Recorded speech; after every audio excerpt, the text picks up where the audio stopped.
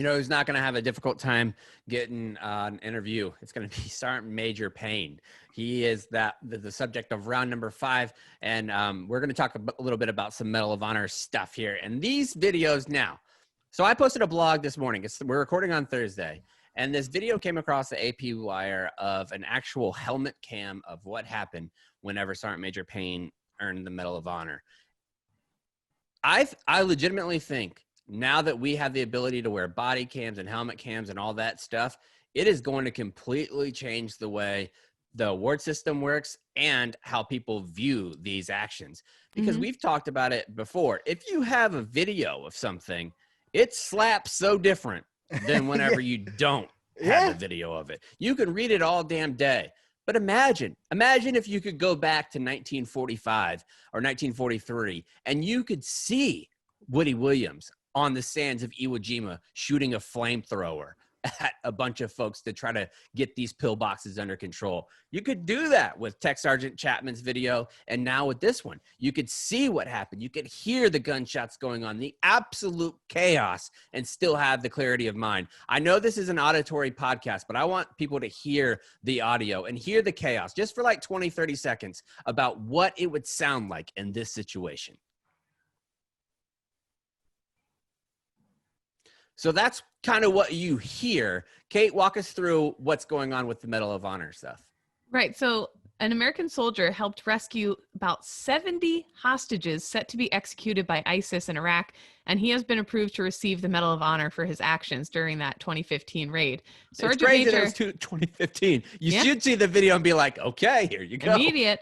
Sergeant Major Thomas Patrick Payne, a ranger assigned to the U.S. Army Special Ops Command, will receive the honor for valor on the anniversary of the September 11th attacks at the White House. The medal will honor Payne's actions in a daring pre-dawn raid on October 22nd, 2015. Seeking to rescue 70 ISIS hostages, American and Kurdish commandos flew in Chinook helicopters to the town of Hawija. The Kurdish regional national government, The Kurdish regional government had received a tip that the 70 prisoners, including Peshmerga fighters, the Kurdish forces, fuck me, this is so hard to read. Basically, the Kurdish regional government had a tip that there was 70 prisoners, including their own fighters, who would soon be massacred by ISIS. Aerial photos of the compound showed what intel officials believed to be freshly dug mass graves where their bodies would be dumped.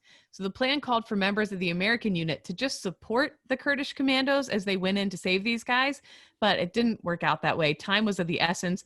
The raid began with a failure when Kurdish forces attempted to make a dynamic entry, but the hole they blasted failed and alerted the ISIS militia. I have been there. That shit sucks. So all of a sudden, this supposed to be smooth operation. Instead, it's just like a giant alarm to the ISIS militants. Hey, we're here. And all hell broke loose. You can hear an incredible amount of gunfire, which we could play again in a second, a little bit of that. But Payne and his unit climbed over a wall and entered the prison compound.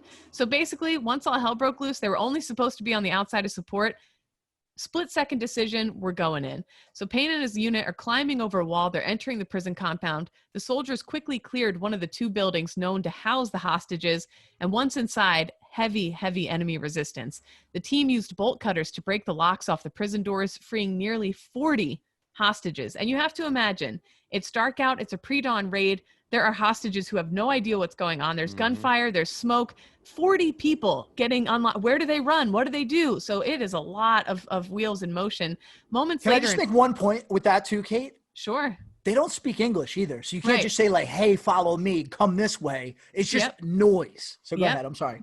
No, you're right. It's absolute chaos. And moments later, an urgent call over the radio was received from the other task force that other members were stuck in an intense gunfight in the second building.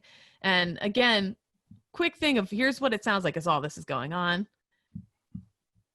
And now between 10 to 20 Army soldiers, including Payne and Master Sergeant Joshua L. Wheeler, maneuvered towards that second building that Payne said was heavily fortified and partially on fire. So now heavy smoke too. The Kurdish commandos are pinned down by gunfire there. And at some point in his attempt to rescue the Kurdish forces, Wheeler was shot and killed. He was the first American killed in action since the U.S. launched renewed military intervention in Iraq against ISIS in 2014. 20 ISIS fighters were also killed in the operation. So also during this time, the team is scaling ladders onto the roof of these buildings. There's machine gun fire below. From the rooftop, commandos are engaged with the enemy, hand grenades, small arms fire. At this point, ISIS fighters are detonating suicide vests. This is like a last fucking stand. We're going down with the ship.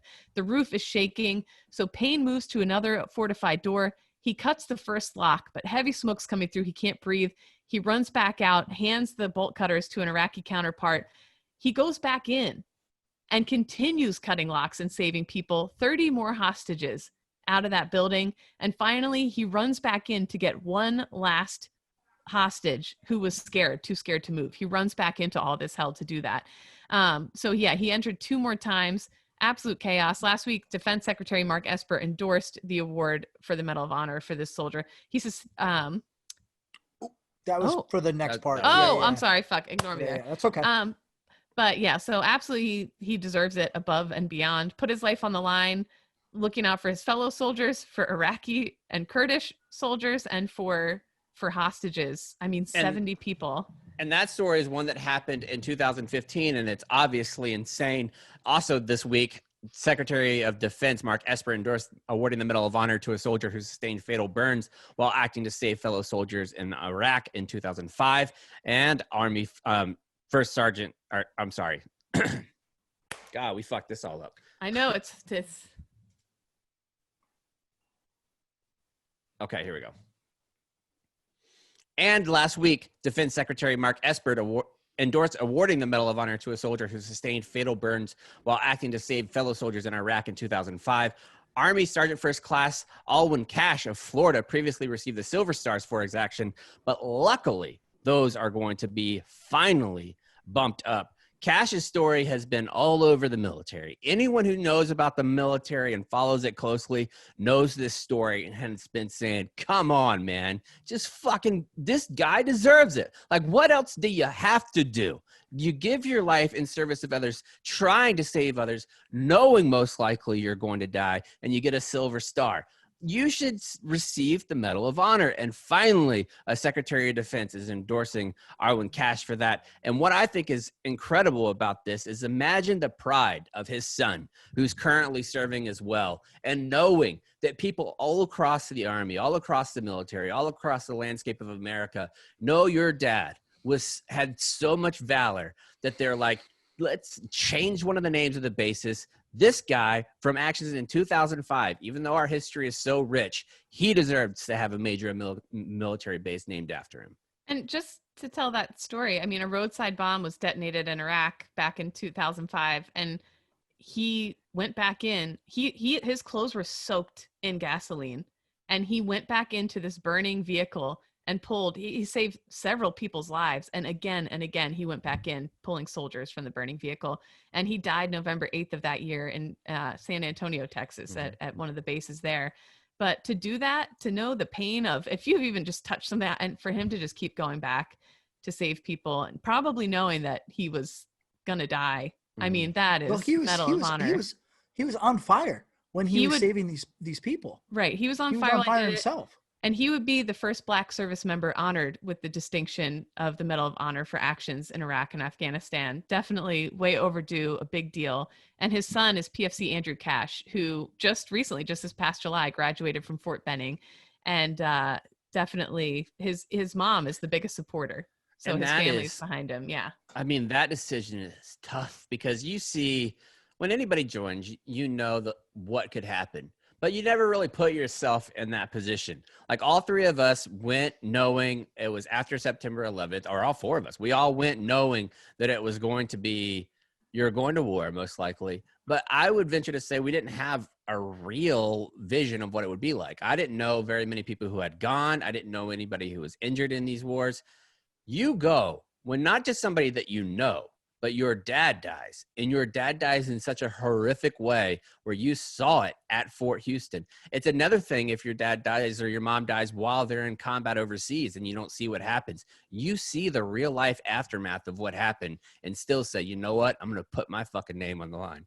Yeah. He was 8 years old when that happened. So Yeah, I mean, both family. of these stories, you don't really even need to add much to them, just because they speak volumes all by themselves, just the story themselves. And both of these men are very well deserving of this honor, and it's just great that they're both going to receive it. And before we move on, I want to make one point that I made in the blog as well. I think that we hear these stories, and Sergeant Major Payne, his nephew, actually reached out to me and said, it's kind of strange hearing about my uncle out here, because we had to act like he didn't exist. Like, we didn't know, we weren't allowed to talk about him. We weren't allowed to do any of that stuff. There's no pictures of him. There's none of this shit. And now he's all over the news. And I think that we hear stories like that, and we only put the courageous aspects out there. You do not receive the Medal of Honor unless you see, do, or experience something absolutely horrific.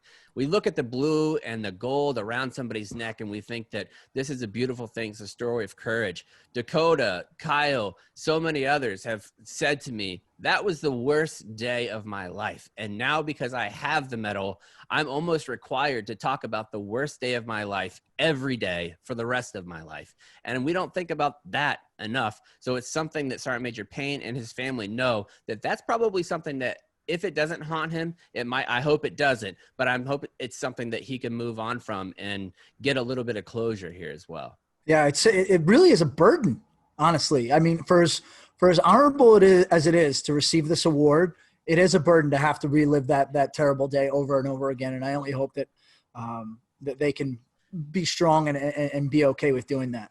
But very, very inspiring to see that all around, it's rare, but there's Americans out there willing to do that stuff for fellow Americans. And there's so many incredible people. I know on this show, we roast the military for a lot of different things, but again, we realize there are so many incredible people serving out there doing such amazing and difficult and inspiring things. So just a big shout out as we head into Labor Day weekend that, thanks to everybody who's out there grinding, man, who's out there putting in the work and doing all the tough stuff while I sit in my ass.